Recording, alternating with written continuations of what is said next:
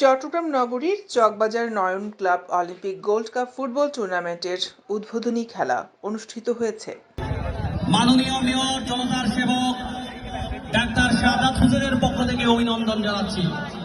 10 ফেব্রুয়ারি সোমবার রাতে নগরীর চকবাজার কাঁচা বাজার সংলগ্ন মাঠে এই খেলা অনুষ্ঠিত হয়।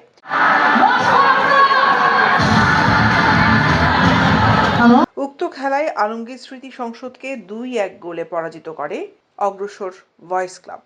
ম্যান অব দ্য ম্যাচ হয় অগ্রসর বয়েজ ক্লাবের ইমতু।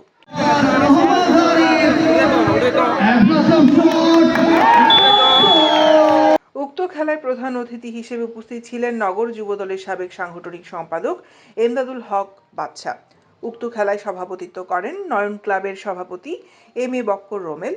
বিশেষ অতিথি ছিলেন চকবাজারের ব্যবসায়ী নুরুল ইসলাম মামুন, সমাজসেবক সুলতান মোহাম্মদ খান, চকবাজার থানা যুবদলের সাবেক আহ্বায়ক মোহাম্মদ সেলিম, মাকুলিয়া থানা যুবদলের সাবেক আহ্বায়ক ইসমাইল হোসেন লেদু, জাবেদুল হক, মোহাম্মদ সোহেল, চকবাজার থানা ছাত্রদলের সাবেক সাধারণ সম্পাদক সাদ্দামুল হক সহ আরও অনেকে।